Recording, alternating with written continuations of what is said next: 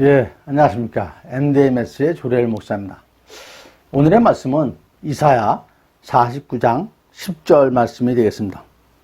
그들이 줄이거나 목마르지 아니할 것이며 더위와 볕이 그들을 상하지 아니하리니 이는 그들을 긍휼히 여기는 이가 그들을 이끌되 샘물 근원으로 인도할 것임이라.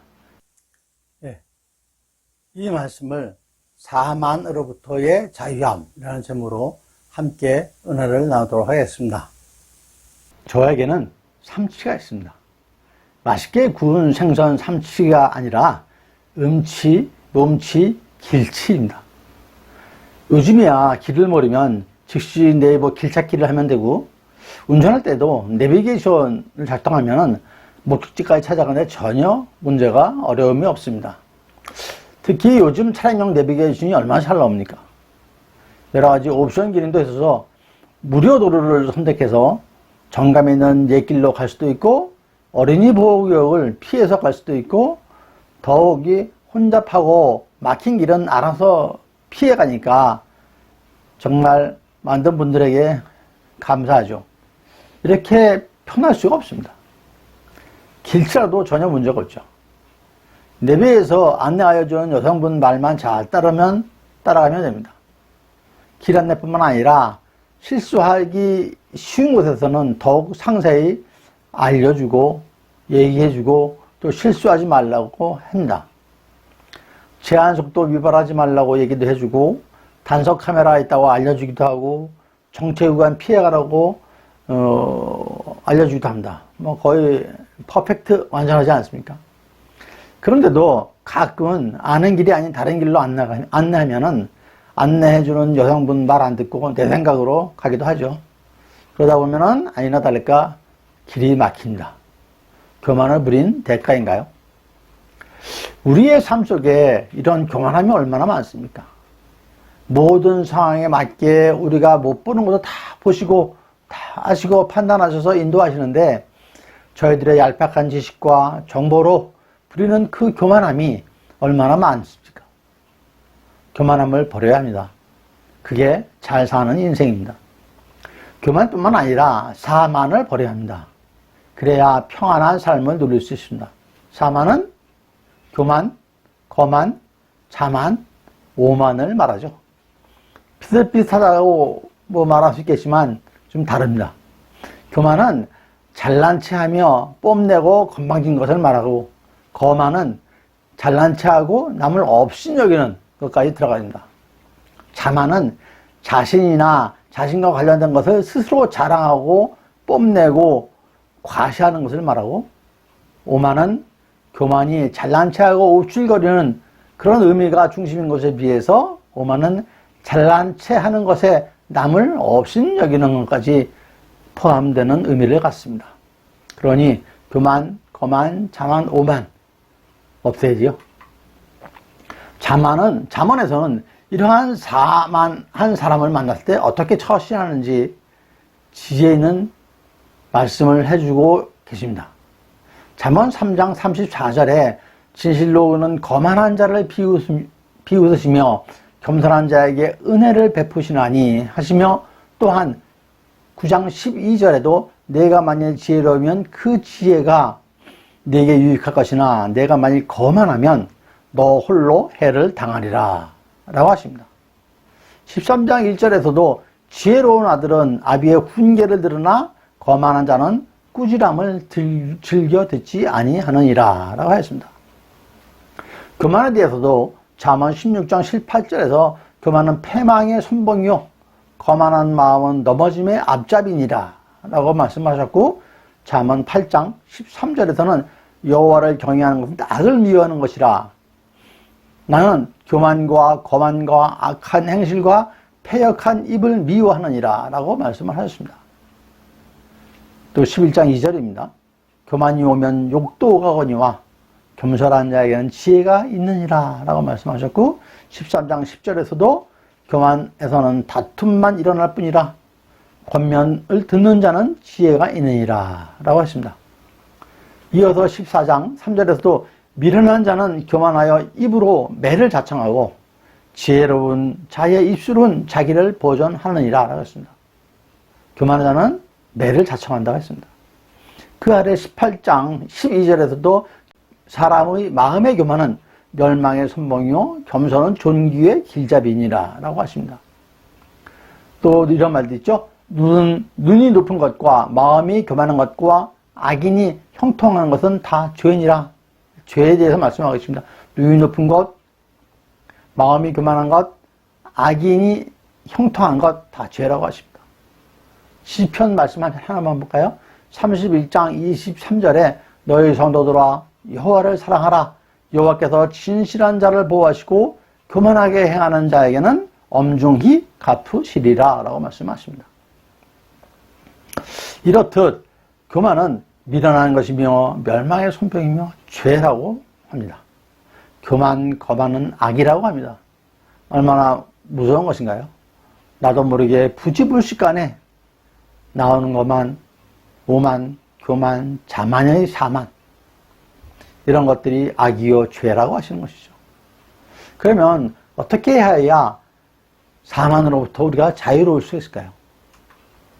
첫째는 오직 은혜임을 깨닫는 겁니다. 거만, 교만, 오만, 자만의 사만은 사람들의 성향이 어떠한가요? 자기가 제일이요, 아니 제일을 넘어 자기밖에 없다고 생각하는 그런 사람들이죠. 다른 사람은 안 보이는 것이죠. 다른 사람은 없습니다. 자기 애가 너무 강한 사람들입니다. 창세기 2장 27절 말씀에 하나님이 자기 형상 곧 하나님의 형상대로 사람을 창조하시되 남자와 여자를 창조하시고 하셨습니다. 우리 모두는 하나님의 창조물입니다. 누구나 똑같습니다. 하나님께서 창조하신 것입니다. 다음 절에 하나님이 그들에게 복을 주시며 하셨습니다. 우리 모두는 다 하나님한테 복을 받은 자입니다. 나만 복 받은 거 아닙니다. 나에게 주신 복만큼 내 옆에 있는 사람, 다른 사람에도 똑같이 복을 주셨습니다. 고린도전서 12장에서는 우리가 잘 알고 있는 성령의 9가지 은사에 대한 말씀이 있습니다. 11절에서 말씀하시기를 이 모든 일은 같은 한 성령이 행하사 그의 뜻대로 각 사람에게 나누어 주시는 것이니라 라고 했습니다. 각자에게 주신 은사의 내용이 다를 뿐이지 각자에게 가장 합당한 은사를 주셨다고 하십니다. 그러니 내가 잘나고 너는 못나고 그런 거 없습니다. 나에게 있는 것이 다른 사람에게 없을 수도 있고 나에게 있는 것이 없는 것이 다른 사람에게 있을 수가 있습니다. 그것이 그 모든 것이 은혜인 것이죠. 그러니 자랑할 것이 1도 없습니다. 내가 갖고 있는 것이 내 힘과 내 노력으로 된 것인가요? 물론 재능 있는 분야에 더 열심히 해서 더 크게 이룰 수는 있습니다. 그것 또한 하나님의 은혜죠. 그런데 재능은 내가 만들었나요? 열심히 내가 한 것인가요? 재능도 주신 것도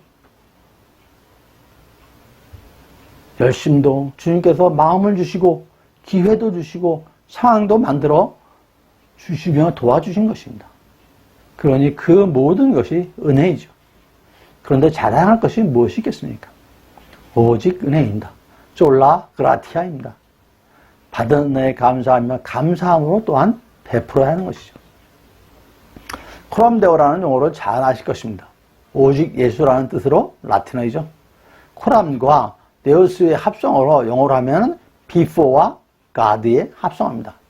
그러니 before the face of God 이 의미를 담고 있는 거죠. 번역하면 하나님 앞에서가 될 것입니다. 즉 코람데오 신앙이라 하면 항상 하나님 앞에 있는 자의 신앙이 될 것입니다. 하나님의 뜻대로 사는 삶이 될 것입니다. 하나님의 선하시고 기뻐하시고 온전한 뜻을 구하며 분별하며 사는 삶이 코람데오의 삶인 것입니다. 코람데오는 16세기 마틴 루터의 종교개혁자들이 제안한 5솔라, 5가지 솔라죠. 에 기초한 것입니다. 오직 믿음, 오직 은혜, 오직 성경, 오직 그리스도, 오직 하나님께만 영광. 이 5가지가 코람데오의 삶, 코람데오의 신앙인 것이죠. 두 번째로 절대 순종입니다. 하나님의 말씀에 겸손히 순종하여야 한다는 것이죠. 하나님이 주권자이시며 나의 삶의 모든 것을 주관하고 계심을 인정하는 것입니다. 이스라엘 백성들이 가나안에 입성하기 전에 난공불락의 여리고성을 어떻게 무너뜨리는지 잘 알고 계시죠. 여호수아 6장 2절에 여호와께서 여호수아에게 이르시되 보라 내가 여리고와 그 왕과 용사들을 내 손에 넘겨 주었으니 하시면서 성 주위를 6일 동안 매일 한 바퀴씩 돌라고 하셨죠. 그리고 일곱 제사장은 양각 나팔을 잡고 언약궤에 앞서 나가고 마지막 7일째 되는 날에는 성을 7바퀴 돌라고 하셨습니다. 난공불락의 성을 공격하려면 공격 전술을 알려주셔야 하는데 그냥 성을 돌라고 하신 것입니다. 그래도 여호수아 용사들은 말씀대로 순종하였습니다. 온전한 순종이 승리의 비결입니다. 여호수아 용사들은 전혀 의심하지 않았습니다. 다윗은 많은 전투에서 승리를 거두었습니다. 그렇게 할 수 있나요? 다윗은 모든 작전 지시를 하나님께로부터 받았고 주신 작전 지시대로 그대로 순종하면서 행하십니다. 다윗의 첫 전투인 15살 때에 블레셋 장수 골리앗과 싸워서 무엇이라고 했습니까? 사무엘상 17장 47절 말씀에 또 여호와의 군하심이 칼과 창에 있지 아니하면 이 무리에게 알게 하리라. 전쟁은 여호와께 속한 것인즉 그가 너희를 우리 손 넘기시라 했습니다. 그렇습니다. 전쟁은 여호와께서 주관하시는 것입니다. 전쟁만 그렇습니까? 우리의 모든 삶이 여호와께 속한 것입니다. 에베소서 6장 12절 말씀에 우리의 씨름은 혈과 육을 상대하는 것이 아니요 라고 하십니다. 모든 것은 주님께 순종하느냐 안 하느냐에 달려 있습니다. 주님의 뜻대로 하느냐 나의 뜻대로 하느냐의 문제입니다. 그런데 그러한 여호수아 다윗도 교만하고 자만한 적이 있죠. 난공불락의 여리고성을 몰락시킨 여호수아가 그보다 작은 약한 아이성을 여호와의 힘이 아닌 자신의 힘으로 침공하려다가 실패했죠. 여호수아 7장 4절인데요. 백성 중 3,000명쯤 그리로 올라갔다가 아이 사람 앞에서 도망하니 하였습니다. 3,000명이면 아이성은 충분히 침략할 수 있다라고 생각했던 것이죠. 다윗도 전쟁 중에 전쟁터에 안 나가고 왕궁에 있다가 우리아의 아내 밧세바를 들여서 통강하고 결국은 밧세바와 아들 솔로몬이 나중에 이방신과 이방 문화를 받아들여서 통일 이스라엘이 멸망을 하고 두 개로 쪼개는 그런 일들이 생긴 것입니다. 사마는 악이요 죄라고 하였습니다.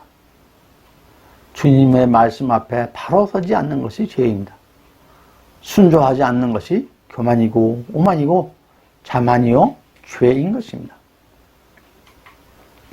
성경에 하나님의 말씀에 절대 순종하는 자들에 대한 이야기가 있습니다. 잘 알고 계신 창세기 6장 9절에 노아는 의인이요 당대의 완전한 자라 그는 하나님과 동행하였으며 하셨습니다. 하나님께서는 그런 노아를 택해서 14절에 너는 고페르 나무로 너를 위하여 방주를 만들되 하시며 설계하신 방주에 대하여 자세히 설명을 하시고 22절에 노아가 그와 같이 하여 하나님이 자기에게 명하신 대로 다 준행하였더라 라고 기록되어 있습니다. 120년의 그런 긴 시간 동안 노아는 아무 불평 없이 아무 불만 없이 묵묵히 방주를 만들었습니다. 하나님은 그런 노아에게 엄청난 축복을 주신 것이죠. 9장에 하나님은 노아와 그 아들에게 복을 주시며 그들에게 이르시되 생육하고 번성하여 땅에 충만하라 라고 하셨습니다. 이런 절대 순종은 아브라함에게도 볼 수 있습니다.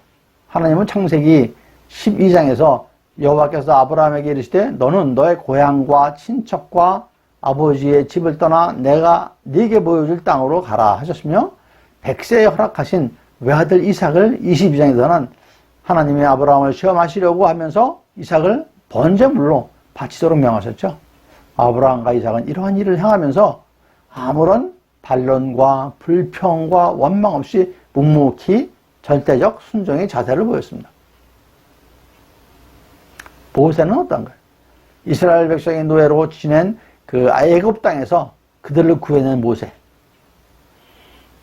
주님께서 민족사에 길이 남을 일을 택함을 받은 자입니다. 하나님으로부터 십계명을 받는 등 모세의 그 절대 순종하는 모습을 곳곳에서 우리가 볼 수 있습니다. 출애굽기의 마지막 부분은 성막, 언약궤, 번제단, 제사장의 옷 등을 만드는 방법에 대해서 하나님께서 모세에게 하시는 말씀입니다. 말씀 곳곳에 여호와께서 모세에게 명령하신 대로 하였더라 라고 기록되어 있습니다. 여호와께서 모세에게 명령하신 대로 되니라 라고 기록합니다. 그 모든 것을 만드는데 하나님의 말씀대로 순종하여 만든 것입니다. 옷 하나, 제사장 옷 하나 만들 때도, 번제단 만들 때도, 언약궤 만드는 것도 하나님께서 주신 말씀대로 순종해서 그대로 만든 것이죠. 그러한 절대 순종의 믿음, 그것이 교만과 자만, 사만을 버리는 길입니다.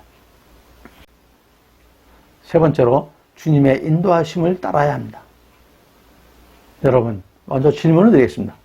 여러분께서는 주님이 여러분의 삶을 인도하고 계심을 믿습니까? 확신하십니까? 간증할 수 있습니까? 체험하신 것이 있으십니까? 너무나도 잘 알고 계신 시편 23편 1절 2절 말씀에 여호와는 나의 목자시니 내가 부족함이 없으리로다 라고 말씀하시죠. 그가 나를 푸른 풀밭에 누이시고 쉴만한 물가로 인도하시는도다 라고 말씀하십니다. 이사야서 49장 10절 말씀에 그들이 줄이거나 목마르지 아니할 것이며 더위와 별이 그들을 상하지 아니하리니 그들을 긍휼히 여기시는 이가 그들을 이끌되 샘물 근원으로 인도할 것입니다. 오늘의 본문 말씀이죠. 그들이 줄이거나 목마르지 아니할 것이며 하나님의 인도하신 대로 가면 줄이거나 목마르지 아니한다고 말씀하십니다. 더위나 볕이 우리를 상하지 않게 한다고 하십니다. 샘물 근원으로 인도하신다고 하십니다. 잠언 3장 6절 말씀에 너는 범사에 그를 인정하라. 그리하면 내 길을 지도하시리라. 또 16장 9절에서 잘 알고 계신 사람이 마음으로 자기의 길을 계획할지라도 그의 걸음을 인도하시는 이는 여호와시니라 라고 말씀하셨죠. 주님께서는 우리를 악한 죽음의 세상에서 생명수가 있는 물가로 인도하여 주신다고 약속을 하셨습니다. 시편 48편 14절 말씀에 하나님은 영원히 우리 하나님이시니 그가 우리를 죽을 때까지 인도하시리로다. 언제까지요? 죽을 때까지 인도하신다고 하셨습니다. 하지만 우리는 세상에 살면서 힘들고 지치고 넘어지고 쓰러질 때가 너무나 많이 있습니다. 주님께서 말씀하시기를 넘어지나 아주 엎드려지지 아니하면 여호와께서 그의 손으로 붙드심이로다 라고 말씀하셨습니다. 시편 37장 24절 말씀입니다. 신약 성경에서도 요한복음 16장 13절 말씀인데요. 그러나 진리의 성령이 오시면 그가 너희를 모든 진리 가운데로 인도하시리니 그가 스스로 말하지 않고 오직 들은 것을 말하며 장래일을 너희에게 알리시리라. 누가복음 1장에서도 말씀하시죠. 주님께서 우리를 평강의 길로 인도하신다라고 하셨습니다. 미국의 그 유명한 목사님 계시죠? 존 파이퍼 목사님. 유튜브에도 많이 나와 있는데 목사님께서 하나님께서 인도하시는 방법 4D, 4D를 말씀하셨습니다. 첫째, decree, D-E-C-R-E, decree 천명입니다. 하나님께서 주권적으로 상황을 만들어 가신다는 얘기죠. 사도행전 16장에 바울과 실라가 깊은 옥에 갇혀 있을 때 일입니다. 그들이 기도하고 하나님을 찬송할 때 갑자기 큰 지진이 났습니다. 그래서 옥문이 다 열리고 사람들이 메인 것, 그 쇠사슬이죠. 메인 것들이 다 풀려난 것입니다. 간수들이 자다가 깨어나서 깜짝 놀랐죠. 옥문이 열리고 열려있는 것을 보고 죄수들이 다 도망갔을 것이라고 생각을 한 것이죠. 그러면 자기들이 벌을 받으니까 그 즉시 그들은 자결을 하려고 생각을 하고 있었습니다. 이때 바울이 소리 질러서 자신들이 도망가지 않았음을 그들한테 알려줍니다. 그러니까 자결하지 말라고, 죽지 말라고. 간수들이 바울과 실라 앞에 엎드려서 내가 어떻게 하여야 구원을 받으리까? 라고 했습니다. 이에 간수들과 그 가족들이 모두 하나님을 믿고 세례를 받는 역사가 일어났습니다. 이는 간수와 그 가족들에 대한 하나님의 구원 계획이었던 것이죠. 두 번째로 4D 중에 두 번째가 디렉션입니다. 지시. 그리고 성경을 통해서 말씀하시는 명령과 가르침을 얘기한다. 히브리서 4장 12절에서 하나님의 말씀은 살아있고 활력이 있어 좌우의 날선 어떤 것보다도 예리하여 혼과 영과 및 관절과 골수를 찔러 쪼개기까지 하며 또 마음의 생각과 뜻을 판단하나니 라고 하십니다. 또한 예언은 언제든지 사람의 뜻으로 낸 것이 아니요 오직 성령의 감동하심을 받은 사람들이 하나님께 받아 말하는 것입니다 라고 베드로 후서 1장에서 말씀을 하셨습니다. 즉 성경의 말씀은 하나님께서 하시는 말씀인 것이죠. 성령의 감동을 받은 사람이 하나님께로부터 말씀을 받아 적은 것입니다. 성경 말씀을 읽다 보면 특별한 감정을 느끼거나 특별한 것이 생각나는 경우가 있습니다. 이러한 생각과 또는 감정이 드는 것은 하나님의 말씀이 임하는 것입니다. 뭐 그렇다고 절대적인 것이 아니지만 분별이 또한 필요한 것이죠. 거기에는. 세 번째로 discriminament입니다. 분별하는 뜻이죠. 모든 상황에 성경적 진리로 영적으로 분별하여 적용하는 것입니다. 고린도후서 11장 14절에서 15절 말씀인데요. 이것이 이상한 일이 아니라 사탄도 자기를 광명의 천사로 가장하니 그러므로 사탄의 일꾼들도 자기를 의의 일꾼으로 가장하는 것이라. 또한 대단한 일이 아니라 그들의 마지막은 그 행위대로 되리라 라고 하셨습니다. 사탄도 자기를 광명의 천사로 가장하고 자신을 의의 일꾼으로 가장한다고 합니다. 사탄은 항상 우리를 미혹해야 합니다. 더 달게, 더 쉽게, 더 맛있게, 더 편하게 하라고 우리를 미혹합니다. 우리를 미혹합니다. 요한일서 4장 1절 말씀에 사랑하는 자들아 영을 다 믿지 말고 오직 영들이 하나님께 속하였나 분별하라. 많은 거짓 선지자가 세상에 나왔습니다. 라고 말씀하십니다. 그러면 어떻게 하여야 할까요? 예, 앞에서 말씀드렸지만 오직 성경입니다. 성경적인가 아닌가를 따르면서 행해야 되는 것이죠. 지금 이것이 성경적인가 성경적이지 않은가를 분별할 줄 알아야 됩니다. 그것이 주님과 함께 하는 것입니다. 주님을 꼭 붙드는 것입니다. 로마서 8장 5절에 육신을 따르는 자는 육신의 일을, 영을 따르는 자는 영의 일을 생각하나니라고 하셨습니다. 이어서 9절에서는 만일 너희 속에 하나님의 영이 거하시면 너희가 육신에 있지 아니하고 영에 있나니 누구든지 그리스도의 영이 없으면 그리스도의 사람이 아니라 라고 하셨습니다. 항상 하나님의 영에 거하면서 영적 분별력으로 사탄의 미혹을 이겨내야 하는 것이죠. 항상 말씀과 기도로 충만해서 사탄이 들어올 틈을 만들어주지 말아야 합니다. 마지막 네 번째로는 declaration입니다. 직접 말씀하시는 거죠. 구약 성경에서는 여러 곳에서 하나님께서 직접 말씀하신 내용이 기록되어 있습니다. 창세기에서는 하나님께서 아까 말씀드린 대로 노아에게 방주를 만들라고 말씀하셨고, 아브라함에게는 여러 차례 말씀하셨죠. 직접 고향을 떠나라 라고 말씀하셨고, 환상 중에 임하시어 언약을 세웠습니다. 또 아들을 약속해 주셨습니다. 아브라함을 시험하기 위해서 이삭을 바치라고도 직접 말씀하셨습니다. 또한 야곱은 꿈에서 하나님께서 사다리 위에서 서서 말씀하신 걸 들었다고 했습니다. 이외에도 구약의 많은 인물들은 하나님께로부터 말씀을 직접 듣고 그 말씀에 순종하는 기록들이 너무나도 많이 있습니다. 모세도 그렇고 다윗도 그랬고 사무엘도 그랬습니다. 신약성경에서는 예수님께서 승천하신 이후에 예수님의 음성을 들은 내용들이 있습니다. 대표적인 인물이 사도 바울이죠. 그리고 바울을 안수한 아나니아도 그랬습니다. 이렇게 주님으로부터 직접 말씀을 듣는 저희들이 되어야 됩니다. 그럼 어떻게 하면 들을 수 있을까요? 하나님과 함께 하고 하나님과 기도하면 말씀하여 주신다. 말씀하시는데 우리가 못 듣고 있다고 생각을 하셔야 됩니다. 주님의 말씀을 듣는 저와 여러분 되시기를 소망합니다. 오늘의 말씀을 정리하겠습니다.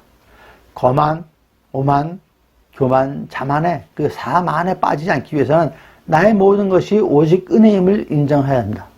내 의지와 내 노력과 내 능력이 아니라 모든 것이 오직 주님의 은혜임을 인정하고 항상 감사해야 합니다. 또한 그 말씀에 순종해야 합니다. 절대 순종해야 되는 것이죠. 사만은 사탄의 장난입니다.